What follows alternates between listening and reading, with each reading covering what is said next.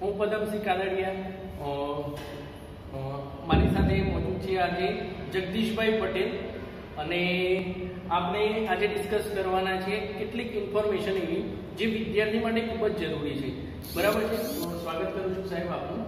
તો કેટલાક સવાલ છે એ હું તમને પૂછવા માંગીશ. તમે જાણો છો તેમ એબીસી સાયન્સ ગ્રુપ બરાબર છે, તો અલગ અલગ પ્રકારના પ્રોગ્રામ જે છે અલગ અલગ પ્રકારની એક્ટિવિટી કરતી હોય છે, કારણ કે સ્કૂલનો જે ઉદ્દેશ જે છે કે વિદ્યાર્થીને પ્રેક્ટિકલ નોલેજ વધારે મળે. જે એજ્યુકેશન નોલેજ તો એને મળતું જ હોય છે, દરેક સ્કૂલમાં દરેક વિદ્યાર્થીને નોલેજ મળતું હોય છે, પરંતુ એક ઉદ્દેશ એક બીજું અમે મિશન ઉપર કામ કરી રહ્યા છે કે વિદ્યાર્થી અને વાલીને વધારેમાં વધારે એવી ઇન્ફોર્મેશન મળે જે એક વિદ્યાર્થી માટે, એક બાળક માટે જરૂરી છે અને એક વાલી માટે જરૂરી છે. ઓકે, તો કેટલાક સવાલ છે તો એના વિશે આપણે અહીંયા ચર્ચા કરીશું આજના આ સેશનની અંદર. તો સૌથી પહેલા તો તમારા વિશે જણાવશો. સૌથી પહેલા તો નમસ્કાર. મારું નામ જગદીશભાઈ ઈશ્વરભાઈ પટેલ. એક ગામડાનો માણસ છું અને એક શિક્ષક તરીકેનું પ્રોફેશન ધરાવું છું. નાનપણમાં એક ગરીબ પરિવારમાંથી આવેલો છું અને હવે હું નોકરી કરું છું એટલે કે એક મધ્યમ પરિવારનું કહેવાય. તો સાહેબ તમે જે છે અક્ષર કઈ રીતે સારા કાઢવા, કારણ કે એક અક્ષરનું જે તમે આપણા સ્કૂલની અંદર ફિક્સેશન કરતા, તો એના વિશે તમે જણાવશો કે હેન્ડ રાઇટિંગ જે છે દરેક વ્યક્તિ માટે હેન્ડ રાઇટિંગ વિશે અલગ અલગ ધારણા હોય છે. વિદ્યાર્થીઓને એમ હોય છે કે લખવું, રાઇટિંગ એટલે ફક્ત રાઇટિંગ, પરંતુ એઝ અ તમે ટીચર છો, બરાબર છે, તમે અલગ અલગ સબ્જેક્ટનું ટીચિંગ આપો છો, તો તમારા માટે શું છે હેન્ડ રાઇટિંગ એટલે શું? તમારા વિચારથી, તમારી દ્રષ્ટિથી હેન્ડ રાઇટિંગને એટલે શું કહી છે? મારા વિચારો પ્રમાણે જોઈએ તો અક્ષરો, જો સારા અક્ષરો હોય તો આપણે ભણ્યા છીએ એમ કહેવાય, બરાબર છે, અને જો ખરાબ અક્ષરો હોય તો ભણ્યા જ નથી એમ. હા, ગાંધીજીએ પણ કહ્યું છે કે ખરાબ અક્ષરો એ અધૂરી કેળવણીની નિશાની છે. ગાંધીજીના અક્ષરો સારા નહોતા, પણ એ હાઈસ્કૂલમાં જ્યારે આવ્યા ત્યારે એમણે એમના સત્યના પ્રયોગોની અંદર લખ્યું છે, પોતાનો અનુભવ રજૂ કર્યો છે કે મને એવું ફીલ થતું કે જાણે કે હું કંઈ ભણ્યો જ નથી, મધ્યમ વિદ્યાર્થી હતા છતાં પણ. બરાબર. તો આજે મેં પણ એ વસ્તુને અનુભવ્યું છે કે ખરાબ અક્ષરો હોય તો એક પર્સનાલિટી ડેવલપ નથી થતી. બરાબર. સારા અક્ષરો વાળો વ્યક્તિ હોય, છાતી કાઢીને આમ સમાજની અંદર અથવા તો શિક્ષણ જગતની અંદર વાત કરીએ તો, એવી નોકરીની વાત કરીએ તો એની અંદર આમ ગર્વથી આપણે ચાલી શકીએ છીએ. Very good. સર, બીજા કેટલાક સવાલ છે વિદ્યાર્થીઓ વિશે. મારા પણ સવાલ છે, કેટલાક વિદ્યાર્થીઓના સવાલ છે. તો સૌથી પહેલા વિદ્યાર્થીઓના દિમાગની અંદર અને અમુક વાલી પણ હોય છે, એમના દિમાગની અંદર એક ગ્રંથિ બની જાય છે કે આમ કહી શકાય કે નસીબ હોય તો જ આગળ જાય, સંઘર્ષ જેવું કોઈ વસ્તુ હોતી જ નથી. તો આના વિશે તમારો શું અભિપ્રાય છે? ના, એવું નથી હોતું.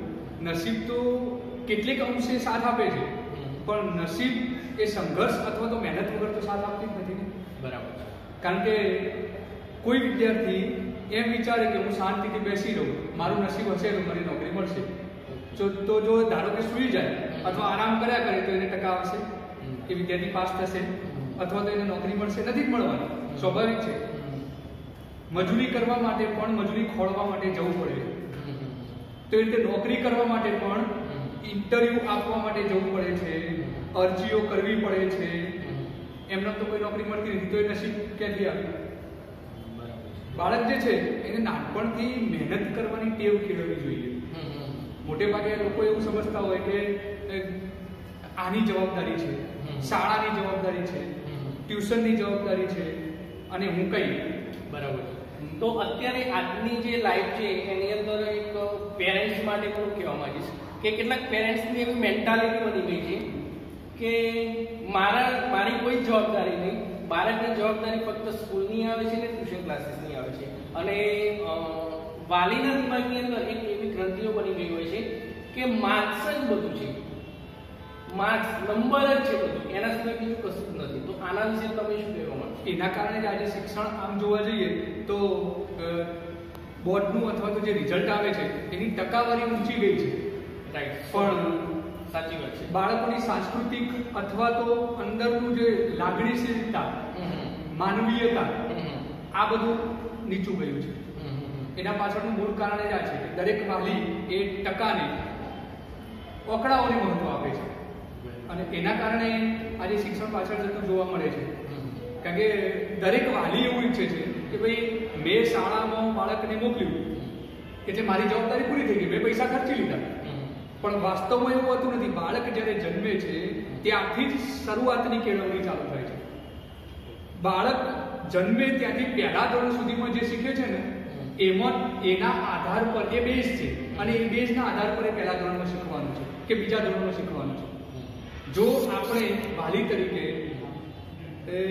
બાળપણમાં બાળકને નહીં શીખવ્યું હોય, કારણ કે બાળક આપણે પેલા કુંડાની અંદર જે છોડ હોય છે ને એ છોડને આપણને ખબર છે કે જેમ વાળી અને એમ બોધી દઈએ ને તો એ છોડ એમ જ વળામણ પામે છે. બરાબર? તો એ જ પ્રમાણે બાળક પણ એવું છે. બાળકને જે રીતે આપણે શીખવીશું એ રીતે શીખશે. બીજું સર કે તમારા બેબી વિશે જણાવશો તો?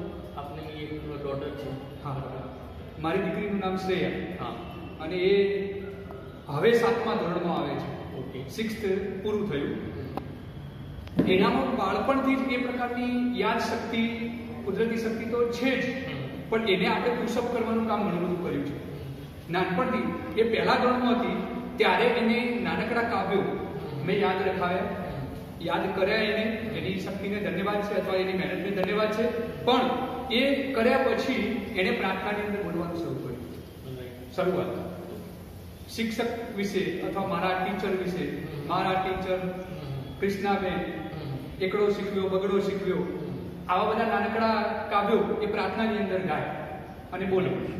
તો એને જે નાની ઉંમરની અંદર જે એચિવમેન્ટ કર્યું છે, બરાબર, એ એચિવમેન્ટ શું છે? એચિવમેન્ટ એને ઘણું બધું કર્યું છે. એ બીજા ધોરણથી એક સારી વક્તૃત્વ કલા કેળવી અને એક મોટા વક્તૃત્વ તરીકે એને નામ રોશન કર્યું છે. પણ 5મા ધોરણમાં જ્યારે આવી ત્યારથી એ કોમ્પિટિશનની અંદર ભાગ લેતી થઈ અને એક પાત્રીય અભિનય કલા મહાકુંભ ગુજરાત સરકાર દ્વારા લેવાય છે. એની અંદર કલા મહાકુંભમાં એ છેક રાજ્ય કક્ષા સુધી પહોંચી છે. અને એમાં એની એક જબરજસ્ત એચિવમેન્ટ એ કે 0 થી 10 વર્ષ, 10 વર્ષ અને 3 મહિના એની ઉંમર હતી. એટલે 0 થી 10 વર્ષના બાળકોની રેન્જમાં એ ન આવી અને 11 થી 20 ની રેન્જના બાળકોમાં એ આવી. હવે જ્યારે રાજ્ય કક્ષાએ છે પહોંચી એ મોટા મોટા બાળકોને 20-20 વર્ષના બાળકોને કોમ્પિટિશનમાં પછાડતી અને છેક રાજ્ય કક્ષાએ પહોંચી. રાજ્ય કક્ષાની અંદર 19-20 વર્ષના બધા કોલેજના SYT ના બાળકો હતા અને ફક્ત આ 5મા ધોરણની દીકરી એક પાત્રી અભિનયની અંદર એમની સામે એને કોમ્પિટિશન કરી. બરાબર છે. તો નાની ઉંમરમાં એને જે એચિવમેન્ટ કર્યું છે, બરાબર, રાજ્ય લેવલે ફર્સ્ટ નંબર આવી છે, બરાબર. તો એમાં તમારો કેટલો ફાળો એઝ અ પેરેન્ટ તરીકે, તમે ટીચર પણ છો, બરાબર છે, તો તમારો કેટલો ફાળો, મતલબ કે તમે હું તો એવું માનું છું કે માતા પિતા જે હોય છે સર્વસ્વ હોય છે, બરાબર છે. તો સૌથી વધારે જો કોઈ ફાળો હોય એક સ્ટુડન્ટને આગળ લઈ જવામાં તો એના માતા પિતાનો હોય છે. તો તમે એને કઈ રીતે ટ્રીટમેન્ટ કરી છે, કઈ રીતે એને ગાઈડ કરી છે, ગાઈડલાઈન? હા, ચોક્કસ. જે દરેક વાલીએ પોતાના વિદ્યાર્થીને આપવી જોઈએ એવી તો કઈ ગાઈડલાઈન જે એક બે મુખ્ય હોય જે તમે કહેવા માંગતા હો? ચોક્કસ. મેં મારા બાળકને, હું પોતે રાઇટર છું, એટલે મારી દીકરી માટે જે કંઈ પણ લખવાનું હોય તો હું મારી જાતે બનાવું છું લેખ, અને એ આર્ટિકલ એને રેડી કરાવું છું અને એ આર્ટિકલ એ દીકરી બોલે છે. એના પહેલા હું ઘરની અંદર એને પૂરેપૂરી પ્રેક્ટિસ કરાવું છું.